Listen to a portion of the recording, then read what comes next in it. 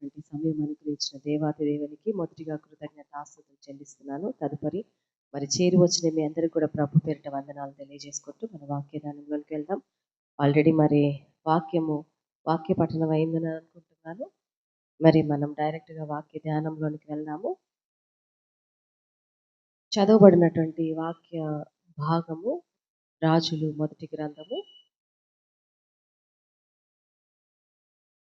19వ అధ్యాయము 11, 12 వచనాలు.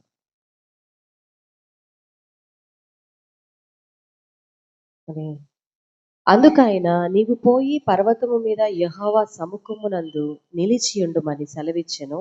అంతటి యెహోవా ఆ వైపున సంచరింపగా బలమైన పెనుగాలి లేచెను.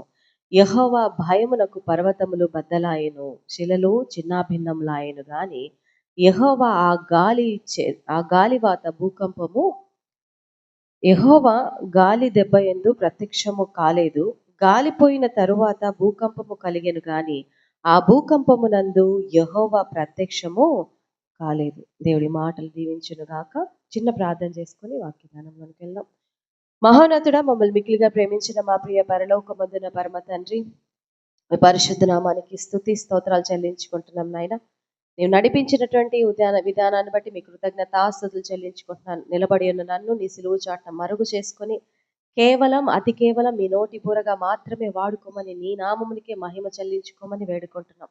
వినగలిగే చెవులను, గ్రహించే మనస్సును నాయన తండ్రి, మరి ముఖ్యంగా మీ మాటలను అనుసరించి జీవితాలను మా అందరికీ దయచేయమని నజరేయుడైన యేసుక్రీస్తు పరిశుద్ధ నామంలో మా హృదయాల్ని వైపునకు త్రిప్పుకోమని ప్రార్థించి అడిగి వేడుకుంటున్నాం పరమ తండ్రి. ఆమేన్. ప్రియ సంగమ, మరి 12వ వచనంలో ఈ విధంగా ఉంది.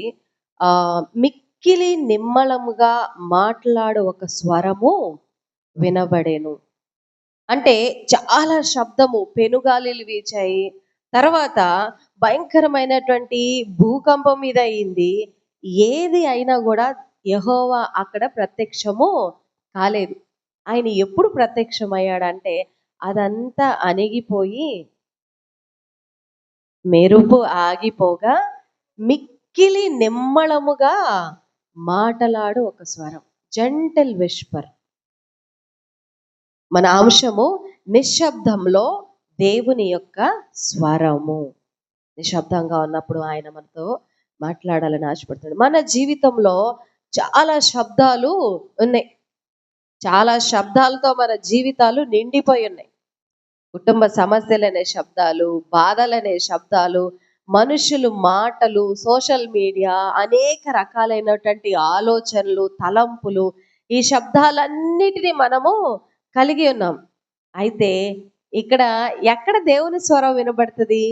శబ్దాలలో, పెద్ద పెద్ద శబ్దాలలో దేవుని స్వరము వినబడదు. కానీ మెల్లని, సున్నితమైన, మృదువైనటువంటి స్వరము నిశ్శబ్దంలోనే మనము వినగలుగుతాము.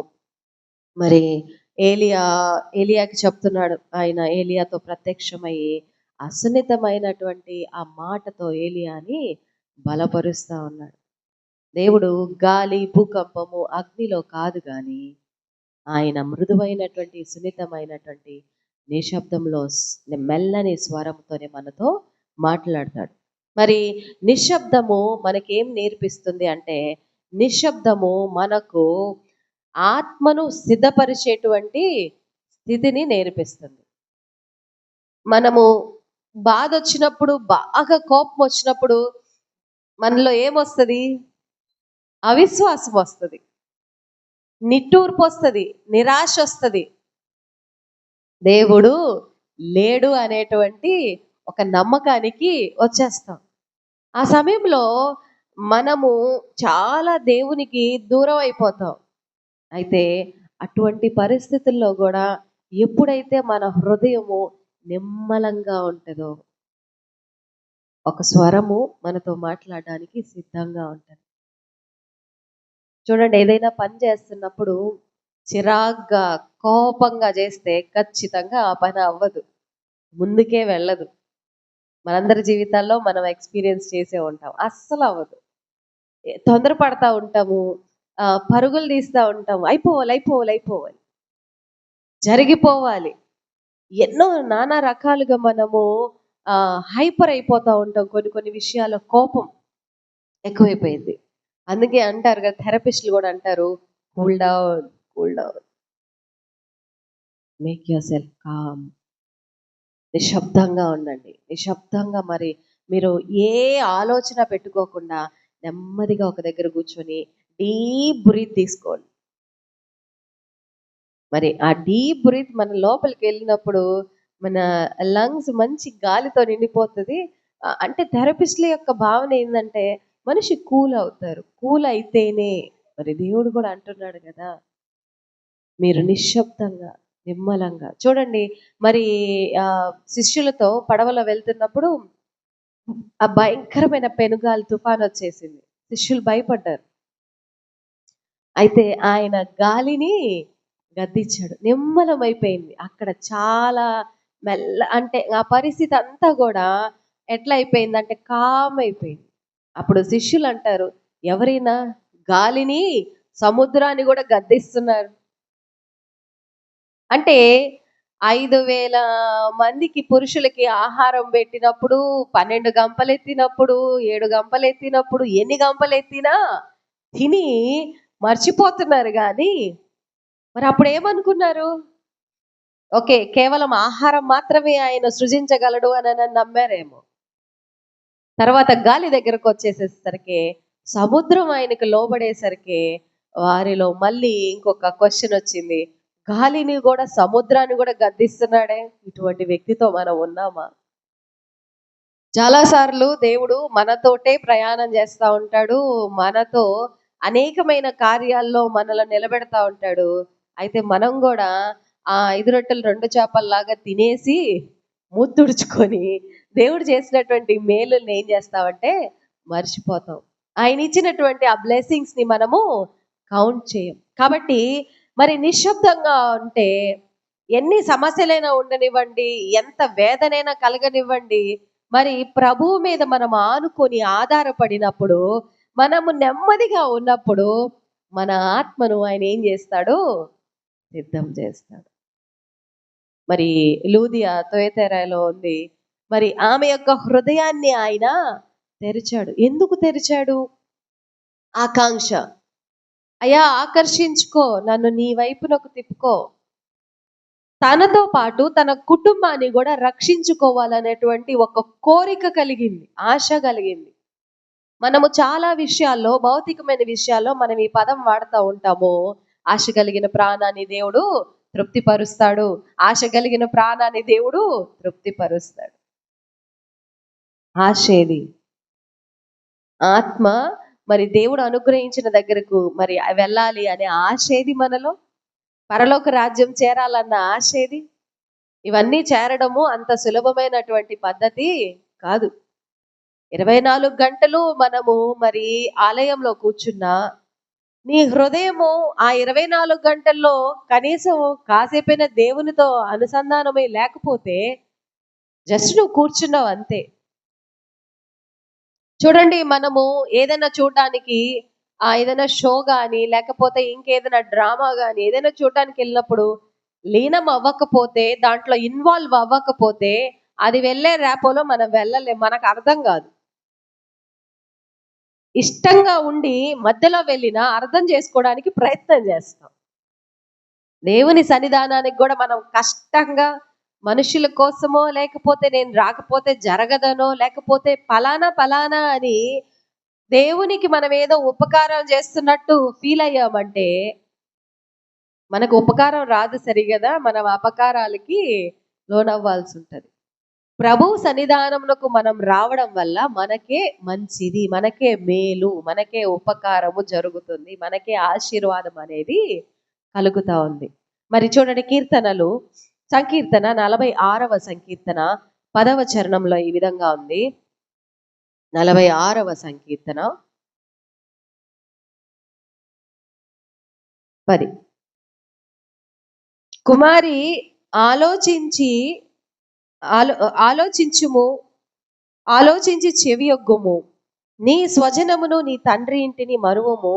ఈ రాజు నీ ప్రభువు, అతడు నీ సౌందర్యమును కోరినవాడు, అతనికి నమస్కరింపుము. క్షమించాలి, 45వ సంకీర్తన చదివినాను. 46వ సంకీర్తన. ఊరకుండుడి, నేనే దేవుడనని తెలుసుకొనుడి, అన్యజనులలో నేను మహోన్నతుడనగుదును, భూమి మీద నేను మహోన్నతుడనగుదును. బీ స్టిల్, కామ్గా ఉండండి, ఊరకుండండి. మీరు ఊరకుండి చూడండి. మరి ఆనాడు మోషేకి చెప్తాడు కదా, ఊరకుండి నువ్వు కామ్గా ఉండు, నువ్వు ఆ యొక్క ఎర్ర సముద్రము దాటిపోతావు. మరి ఐగుప్తు నుండి ఎర్ర సముద్రం దాకా రావడానికి 10 ఆశ్చర్య కార్యాలు దేవుడు జరిగించాడు. ఈ 10 ఆశ్చర్య కార్యాలు వారందరూ చూసారా? ఇశ్రాయేలు ప్రజలు చూసారా అండి? చూశారు. ఈ 10 ఆశ్చర్య కార్యాలు ఐగుప్తు దేశంలో ఇశ్రాయేలీలు చూశారు. పేర్లు రావడం, తర్వాత రక్తం ఇదవ్వడం, ఎన్ని కార్యాలు! ఈ కార్యాలన్నీ చూశారు. మరి ఇంకా వారి ఐగుప్తు ప్రజలే బంగారం అంతా ఒలిచి ఇచ్చేసేసేసారు. అమ్మా ఇంకా మీరు పొండమ్మా ఇక్కడ నుంచి అని. మరి ఐగుప్తు ప్రజలందరూ కూడా జ్యేష్ఠ పుత్రుల్ని కోల్పోయారు. అది కూడా చూశారు ఇశ్రాయేలీలు. అయితే ఎర్ర సముద్రం దగ్గరికి వాళ్ళు నడుస్తూ ఉన్నప్పుడు, వెనక ఫరో సైన్యం వారిని వెంటాడుతున్నప్పుడు, ముందు సముద్రం కనపడుతున్నప్పుడు వారికి ఆ 10 కార్యాలు కంటికి కనబడలేదు. వారి యొక్క హృదయము నిమ్మలంగా లేదు, తొందరపడుతోంది. చనిపోతామేమో. అక్కడ నుంచి మా ప్రయాణం స్టార్ట్ అయితే ఇక్కడ వచ్చి ఈ సముద్రంలో పడేసి ఊపిరాడక, గాలి రాక, మా బిడ్డలు, మా గొడ్లు, మా ఆవులు, మా బాతులు, మేము సంపాదించిన మా కష్టార్జితము, మా ఆహారము మొత్తం కూడా కొట్టుకోపోద్దేమో అన్న భయంలో నెమ్మది ఉంటుందా? వారికి అక్కడ నెమ్మది లేదు. ఈ 10 అద్భుత కార్యాలు మర్చిపోయారు. అయితే దేవుడు ఏమంటున్నాడంటే, జరిగిపోయినటువంటి చెడుని కానీ, లేకపోతే ఘోరమైన విపత్తును కానీ వాటిని మర్చిపోండి, కానీ మరి నేను చేసిన ఉపకారములను మీరు మరువకండి. ఇక్కడ ఊరకుండుడి, నేనే దేవుడనని తెలుసుకోండి. ఎర్ర సముద్రము పాయలుగా చీల్చబడితే వారు ఆరిన నేల మీద నడిచినట్టు నడిచి వెళ్ళిపోయారు. అంటే ఆ టైంలో ఇంకా వాళ్ళు ఫీల్ అవ్వచ్చు. రెడ్ కార్పెట్, సెలబ్రిటీస్ ఉంటారు, వారికి ఏంటంటే కార్పెట్ ఒకటేస్తారు. అంటే వారిని గౌరవించి హానర్ చేసేటువంటి విధానం. అటువంటి సముద్రంలో ఆరిన నేల రెడ్ కార్పెట్ కంటే మించింది దేవుడు పరిస్తే వారు వెళ్ళిపోయి తర్వాత ఏం చేశారండి? సనుక్కున్నారు, కొనుక్కున్నారు, దేవునికి అసహ్యమైన కార్యాలు చేశారు, దేవుని యొక్క మనస్సును నొప్పించారు. కాబట్టి ప్రియ సంగమా, మరి నిశ్శబ్దంలో మన ఆత్మ సిద్ధమవుతుంది అని మనము గమనించాలి. కేవలం నిశ్శబ్దంగా ఉండడమే కాదు, కానీ మన హృదయాన్ని నెమ్మదితో శాంతంగా ఉంచుకోవాలి. దేవుని దృష్టి, దేవుని వైపుకు మన హృదయాన్ని మనము తిప్పుకోవాలి. ఏలియా కూడా భయంతో పారిపోయాడు కదా. యెజబెల్ ఇంకా చంపేస్తుందన్న భయంతో. ఏలియా ఎవరండి? ఒక ప్రవక్త. ఆ ప్రవక్త అయినటువంటి ఏలియా, అరే నేను ఆమె చంపితే చచ్చిపోతాను అని మరి ఆ టైంలో అంటాడు, దేవా ఇంకా నన్ను తీసుకోయ్యా, ఇంకా చాలు, ఇంకా నన్ను తీసుకో, నేను చనిపోతాను. చూడండి, మరి దేవుడు ఆ పర్వతానికి ఏలియాను తీసుకెళ్ళాడు. అక్కడ ఏముంది? శబ్దము లేదు, దేవుని యొక్క స్పర్శ ఉంది. అక్కడ దేవుడు మాట్లాడుతున్నాడు. ఇంకా నువ్వు ప్రయాణం చేయవలసింది ఉంది అని మాట్లాడిస్తా ఉన్నాడు. సో మన సమస్యల ఆ శబ్దము తగ్గినప్పుడు, మన యొక్క భయాలు ఆగిపోయినప్పుడు ఏం జరుగుతుంది? మనము ప్రశాంతంగా ఉన్నప్పుడు దేవుని యొక్క దిశ, దేవుని యొక్క డైరెక్షన్, దేవుని యొక్క స్పర్శను మనము ఎక్స్పీరియన్స్ చేయగలుగుతాం. స్పష్టంగా మనకు తెలుస్తుందన్నమాట. సో రెండవదిగా చూస్తే నిశ్శబ్దం మనకి ఇంకొకటి ఏం నేర్పిస్తుందంటే మనకు విశ్వాసాన్ని నేర్పిస్తుంది. విశ్వాసము పెంపొందించడం, మన విశ్వాసాన్ని పెంచుకోవడం. మనకి చెప్తున్నటువంటి దైవజనులు వివరిస్తున్నటువంటి ఆ మాటలు, దేవుని యొక్క లేఖన భాగాలన్నీ కూడా మనము నెమరు వేసుకుంటూ ఉండాలి. చూడండి, ఆవులు తిన్న తర్వాత ఏం చేస్తాయి? నెమరు వేసుకుంటాయి. ఒంటెలైతే చాలా రోజుల వరకు దాన్ని నోట్లోనే భద్రం చేసుకోరు. మనము మాత్రం మన హృదయంలో దేవుని యొక్క వాక్యాన్ని భద్రం చేసుకోలేకపోతున్నాం. ఎందుకు? దేవుని యొక్క వాక్యంలో ఎప్పుడు మనము పరిస్థితులన్నిటినీ అకార్డింగ్ మనము వాక్యాన్ని తెచ్చుకోగలుగుతామంటే మనం ఎంత లోతుగా వెళ్తే అంత మంచిది. చూడండి, ఇప్పుడు ఏదైనా వస్తువు మనకు కింద భూమిలో ఖనిజాలు, లవణాలు అవి మనకు కావాలి. అలా వెళ్ళి జస్ట్ నేను ఒక పెన్నుతోనో లేకపోతే ఒక చిన్న స్పూన్తోనో ఇలా ఇలా తవ్వేసాను అనుకోండి, వచ్చేస్తాయి అవన్నీ. ఎక్కడ దాకా వెళ్ళాలి? అవి ఉన్న ప్రాంతం వరకు వెళ్ళి నేను తవ్వి ఇదైతేనే వాటిని నేను తెచ్చుకోగలుగుతాను. గోల్డ్ ఎలా మనం డిగ్ చేస్తాం? లోతుగా వెళ్తాం కదా. మనకు కావాల్సిన అన్నిటి మీద వెళ్తున్నాము, మరి దేవుని యొక్క వాక్యానికి మనం అంత ఇంపార్టెన్స్ ఎందుకు ఇవ్వలేకపోతున్నాం?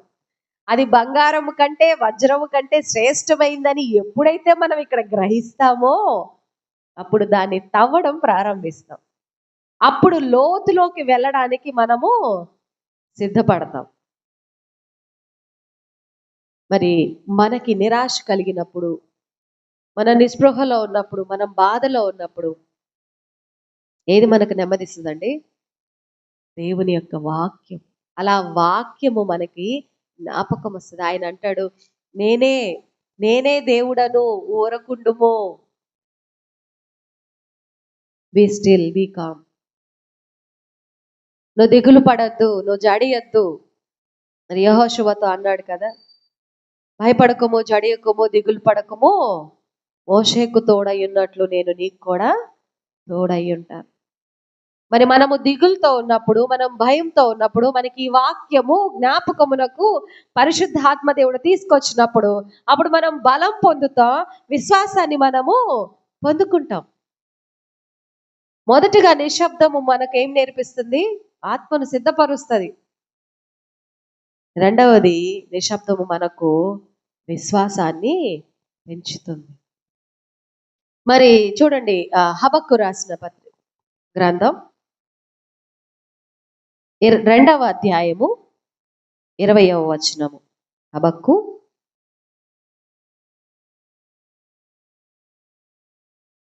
అయితే యెహోవా తన పరిశుద్ధ ఆలయంలో ఉన్నాడు, ఆయన సన్నిధిని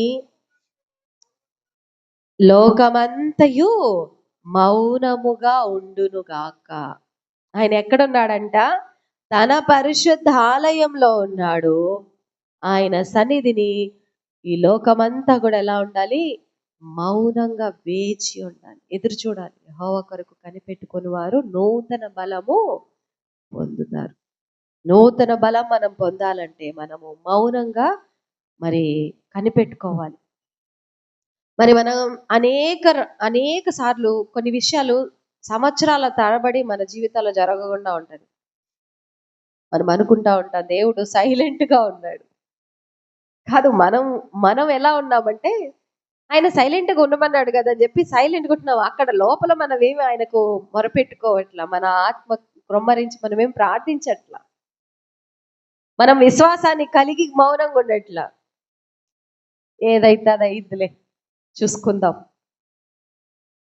ఉంటే బ్రతుకుదాం, లేకపోతే సరిపోదాం.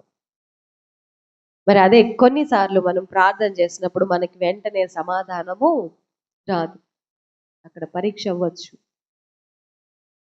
మరి మన విశ్వాసం యొక్క పరిమాణం ఎంతుందో ఆయన మరి దాన్ని మెజర్ చేస్తూ ఉండొచ్చు. మరి ఏదైనప్పటికీ మనం ఎలా ఉండాలి? దేవునిలో విశ్వాసంగా ఉండాలి. మరి మనము దేవుడు మౌనంగా ఉన్నాడని అనుకోవడం కాదు, కానీ ఆయన పని చేస్తున్నాడు అనేది మనము గ్రహించాలి. మనము కామ్గా ఉన్నప్పుడు, మనము విశ్వాసంతో ఉన్నప్పుడు ఆయన సైలెంట్గా ఉండడు, ఆయన పని చేస్తూ ఉంటాడు. మరి యోసేపు జీవితంలో అన్ని ఇయర్స్ వెయిట్ చేశాడు యోసేపు. ఉత్త పుణ్యానికి ఏమి లేకుండానే మరి జైల్లో కూడా ఉన్నాడు. అసలు యోసేపుని చూస్తే ఆయన జీవితం చూడండి, మరి అన్నలేమో అమ్మేసేసేసారు. అసలు ఫస్ట్ గుంతలో వేసినప్పుడు చంపేయాలనుకున్నారు. మరి రూబేన్ వచ్చి అన్నాడు, వదిలేయ్యా, రక్త సంబంధి కదా, కొంచెం బ్రతకనిద్దాం.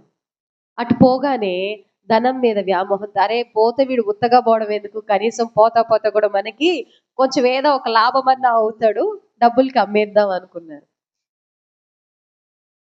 ఆ రోజు కళ చెప్పినప్పుడు చాలా అసూయపడ్డారు. మరి అది నెరవేరినప్పుడు చూడండి, సాష్టాంగ నమస్కారం చేశారు. అక్కడ కూడా యోసేపు, మీరు తప్పు చేశారు, మీ వల్ల నేను ఇలా పరిస్థితుల్లో ఉన్నాను, మీ వల్ల నేను నష్టపోయాను, మీ వల్ల నేను చావుంచు దాకా వెళ్ళాను అని నిందించలా. ఇలాంటి పరిస్థితి వస్తుందని దేవుడు మీకంటే ముందుగా నన్ను ఇక్కడికి నడిపించాడు, దేవుని నామానికి స్తుతి. యోసేపు తప్పు చేయలేదు. నా దేవుని దృష్టికి నేను పాపము చేయుదునా? పరిస్థితుల్ని అపవాది మన దాకా తీసుకొస్తాడు. మనము తలుపు కానీ తీయకపోతే అపవాది రాడు. అదేందమ్మా నేను ఎక్కడ తలుపు తీసానంటే, మన ఆలోచనల్లో మన హృదయంలో తలుపు తీస్తున్నాం. చూడండి, ఇంటి తలుపు మనం ఎవరైనా కొడతారు, మనం వెళ్ళి తలుపు తీస్తేనే కదా వాళ్ళు ఆ బయట నుంచి లోపలికి ప్రవేశించగలుగుతారు. దేవాది దేవుడు ఏమంటున్నాడు, హృదయం అనే తలుపు దగ్గర నేను నిలబడి తట్టుచున్నాను నా స్వరం. మనం దేవుని స్వరం వినం, కానీ సాతాని యొక్క స్వరం అయితే బాగా వింటాం, చేతుల్లో పనులు బాగా చేస్తాం. అందుకే విశ్వాసం ఉన్నప్పుడు గ్రహించుకుంటాము దేవుడు పని చేస్తున్నాడని. అపవాది క్రియలేంటో దేవుని యొక్క పని ఏంటో మనము తెలుసుకోగలుగుతాం. వెయిటింగ్ సీజన్, ప్రిపరేషన్ సీజన్, ఆ నిశ్శబ్దమైన సమయంలో మన ఆత్మని సిద్ధపరుచుకుంటూ విశ్వాసంలో మనం బలపడుతూ మనము వెయిట్ చేస్తూ ఉంటాం. సో చూడండి, ఒక నానుడు ఉంది, సబర్ కా ఫల్ మీఠా హోతా హై. హిందీలో ఏమంటారంటే, వెయిట్ చేస్తే ఆ ఫలము యొక్క తీయదనము దాంట్లో పెరుగుతుంది. పండు పక్కవానికి వచ్చినప్పుడే తింటాం కదా, అలా కాదు రాగానే నేను దాన్ని కోసుకొని తింటాను, అది పచ్చిగా ఉన్న ఇది అంటే, పచ్చిగా ఉంటే టేస్ట్ ఏముంటది, వగరుగా ఉంటది, చేదుగా ఉంటది. అది బాగా పండినప్పుడు. అందుకే కొన్ని ప్రార్థనలు ఆలస్యం అవుతా ఉంటే దాంట్లో స్వీట్నెస్ పెరుగుతూ ఉంటాయి, దాంట్లో ఆశీర్వాదాలు పెరుగుతూ ఉంటాయి, ఆశ్చర్యాలు పెరుగుతూ ఉంటాయి, అద్భుతాలు పెరుగుతూ ఉంటాయి, దేవుని యొక్క కార్యము జరుగుతూ ఉంటుంది. అందుకే వెయిటింగ్ అనేది మన యొక్క జీవితాలకు మంచి బ్లెస్సింగ్. అది వెయిట్ చేస్తున్నాము అంటే మరి ఇంకా శ్రేష్టమైనటువంటి బహుమానమే మనము ఇన్ రిటర్న్ పొందుకుంటాము అని. సో వెన్ గాడ్ ఈ silent, he is not absent, he is preparing something greater thing, greatest thing. ఆయన ఒక అద్భుతమైనటువంటి గొప్పదైనటువంటి ఒక పరిష్కారం, ఒక సొల్యూషన్, ఒక ఆశీర్వాదము మనకు సిద్ధపరుస్తా ఉన్నాడు అనేది మనము అర్థం చేసుకోవాలి. మూడవది చూస్తే చివరిగా, నిశ్శబ్దంలో దేవుని యొక్క సమాధానము దాగి ఉంటుంది. So in silence comes direction. నిశ్శబ్దంలో మనకు కావాల్సినటువంటి సమాధానం. మనం చూడండి, ఎప్పుడైతే నిశ్శబ్దంగా మన ఆత్మను సిద్ధపరుచుకుంటా, విశ్వాసాన్ని పెంపొందించుకుంటా మనము ముందుకు కొనసాగుతూ ఉంటామో, దేవుని యొక్క సమాధానం, ఆయన యొక్క డైరెక్షన్, ఆయన యొక్క దిశ అదేంటో మనకు ఆయన తేటపరుస్తాడు, స్పష్టంగా తెలియజేస్తాడు. అందుకు మనం సిద్ధంగా ఉన్నామా ఈ ఉదయకాల సమయంలో? చూడండి, రేయి మొదటి జాము ప్రార్థన ఆయనకు చాలా ఇష్టమంట. ఆ సమయంలో ఆయన మాట్లాడతాడు. నువ్వు ఎప్పుడు కూర్చొని మౌనంగా నెమ్మదిగా నీ యొక్క మనసుని నిమ్మలపరుచుకొని దేవునితో మాట్లాడితే అప్పుడు అంతా కూడా ఆయన మాట్లాడతాడు. అసలు మనము ఏ స్థితిలో ఉండి ప్రార్థన చేసినా మొదట మన ప్రార్థన అయితే ఆయన వింటాడండి, అది మాత్రం షూర్. చాలా మంది ఏమనుకుంటామంటే మన ప్రార్థన ఆయన వినడం లేదు అనుకుంటాం. చూడండి యెషయా గ్రంథం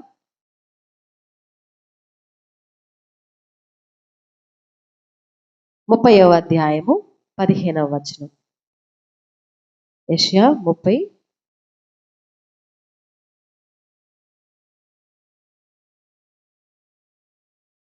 ప్రభువును ఇశ్రాయేలీయుల యొక్క పరిశుద్ధ దేవుణ్ణగు యెహోవా ఇలాగు సెలవిచ్చుచున్నాడు, మీరు మరలి వచ్చి ఊరకుండుట వలన రక్షింపబడెదరు, మీరు ఊరకుండి నమ్ముకొనుట వలన మీకు బలము కలుగును.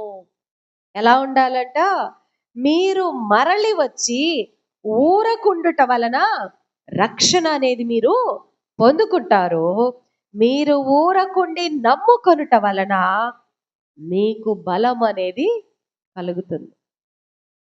మనకు దేవుడిచ్చేటువంటి బలము చాలా ఇంపార్టెంట్. చూడండి, హ్యూమన్ బాడీలో ఐరన్, కాల్షియం, వైటమిన్స్ ఏ డెఫిషియన్సీ వచ్చినా కూడా ముందు ఏం తగ్గిపోతుందంటే బలం తగ్గిపోద్ది. చాలా మంది అంటే నార్మల్గా మనము జనరల్ చెకప్ చేయించుకుంటాం. జనరల్ చెకప్ చేయించుకోవాలి.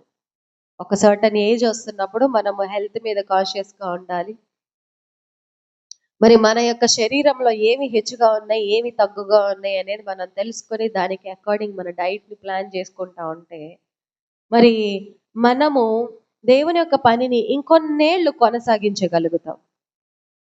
ఏమి జరిగినా స్వస్థపరిచేది ఎవరు? యేసుక్రీస్తు ప్రభువారు. మనం హాస్పిటల్కి వెళ్తాం, మనం మెడిసిన్ తీసుకుంటాం. మెడిసిన్ తీసుకునేటప్పుడు మీరు ఎంతమంది ప్రేయర్ చేసుకొని మెడిసిన్ తీసుకుంటారు చెప్పండి? ఎవరు ప్రేయర్ చేయరా? భోజనం చేసేటప్పుడు ఎవరైనా ప్రేయర్ చేస్తారా?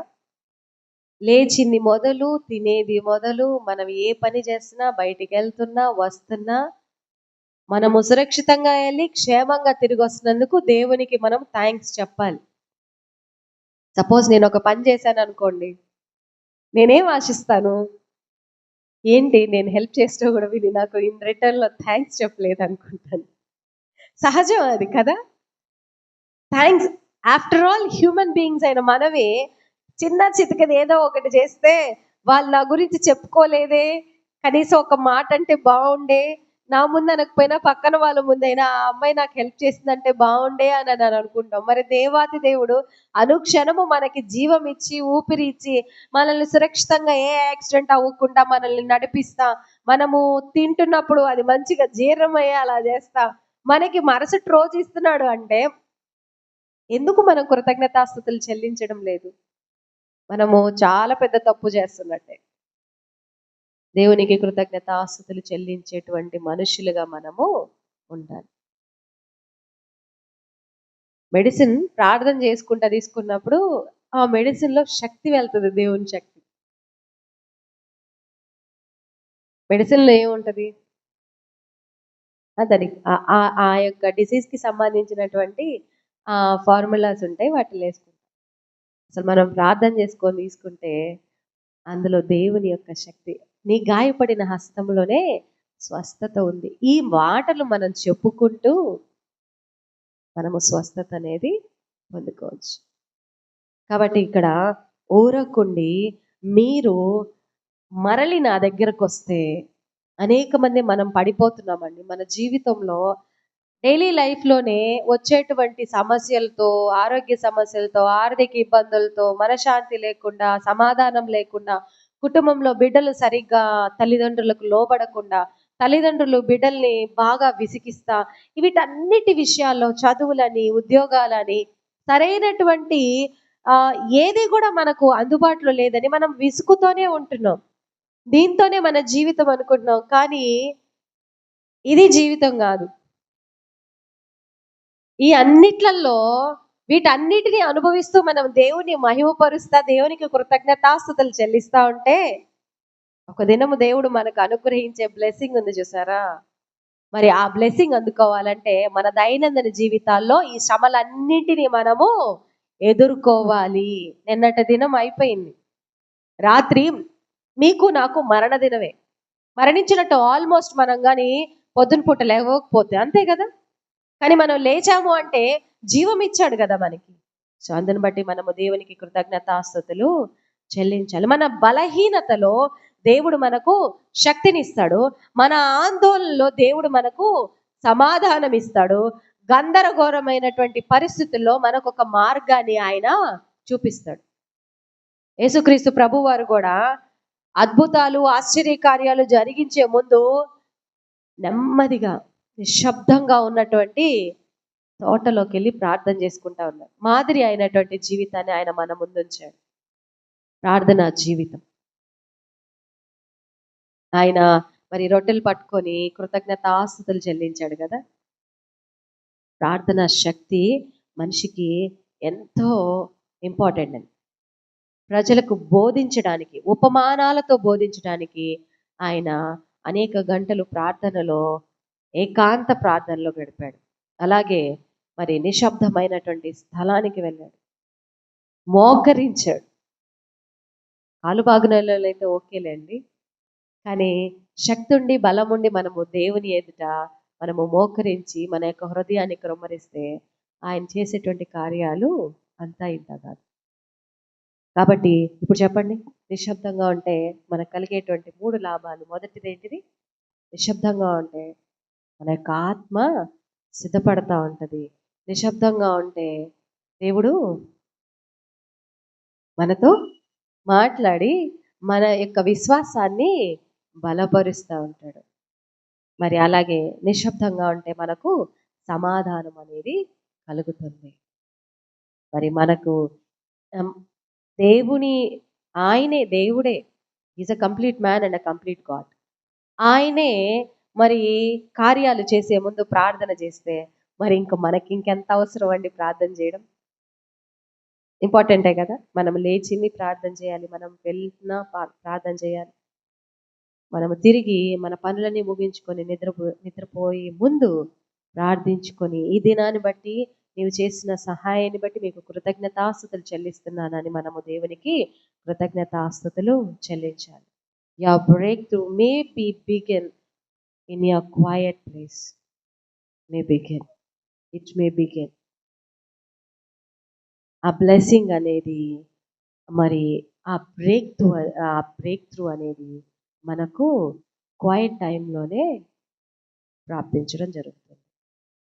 ప్రాక్టికల్ అప్లికేషన్ ఏంటంటే ప్రతిరోజు కూడా ఇలా మీరు ప్రాక్టీస్ చేయండి. ఒక 10 to 15 minutes సైలెంట్ టైం, నెమ్మదిగా దేవుని యొక్క సన్నిధానంలో తలుపు వేసుకొని మీరు ఎక్కడ కూర్చోగలిగితే అక్కడ, ఎక్కడ సేఫ్ ప్లేస్, ఎవరు ఇబ్బంది పెట్టరు.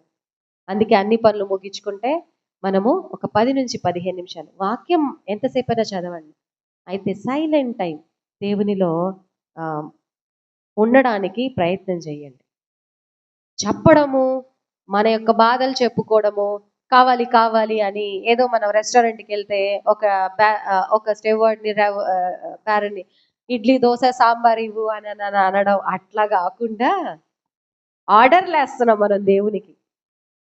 అలా కాకుండా, అయ్యా నువ్వు నాతో ఏం మాట్లాడాలనుకున్నావు, what are you trying to say, నాతో ఏం చెప్పాలని అనుకుంటున్నావు అనే క్వశ్చన్ వేసుకొని మరి మీరు ప్రయత్నం చేయండి. ఒక 10 to 15 minutes మొబైల్ ఆఫ్ చేయండి, ప్రశాంతంగా కూర్చోండి. వెయిటింగ్ సీజన్, సమస్యలు వచ్చినప్పుడు ఎక్కువగా ప్రార్థన చేయడం నేర్చుకుందాం. అందుకే చివరిగా మనం ఈ వాక్యం చదువుకొని ముగింపులోకి వెళ్ళిపోదాం. కీర్తనలు 62:1 ఎవరికైనా గుర్తుంటే చెప్పండి. కీర్తనలు 62 సంకీర్తన మొదటి చరణం. నా ప్రాణము దేవుని నమ్ముకొని మౌనముగా ఉన్నది, ఆయన వలన నాకు రక్షణ కలుగును. Truly my soul finds rest in God. So అందుకే మనము నిశ్శబ్దంగా దేవుని యొక్క సన్నిధానంలో గడుపుదాం. ఆయన ఇచ్చేటువంటి ఆశీర్వాదాలను మనము పబ్లిక్లో అనుభవిద్దాం కదా. మనము పబ్లిక్ గానే అనుభవించాలి. మరి మనం అనుభవించేటువంటి ఆశీర్వాదాలు ఎలా అంటే అందరికీ తెలియాలి కదా. అలా తెలియాలి అంటే ప్రైవేట్గా ఉన్నప్పుడు మనము దేవునితో ఎక్కువ సమయాన్ని మనము గడపాలి. అలా మనం గడిపి దేవుని యొక్క కృపను పొందుకొని మరి మనము దేవుని మహిమపరుస్తూ అనేక మందికి మనము ఆశీర్వాదంగా ఉంటూ అనేక మందిని మనము దేవుని వైపుకు నడిపించుదాం. కృపదేవుడు మనందరకు అనుగ్రహించి నడిపించును గాక. మరి ఇంత ఓపికగా విన్నటువంటి మీ అందరికీ కూడా మరొకసారి వందనాలు చెల్లించుకుంటూ ముగిస్తున్నాను. వందనాలు. ఆమేన్. ముగింపు ప్రార్థన చేసుకొని యూదా రాసిన పత్రిక చదువుకొని ముగించుకుందాం.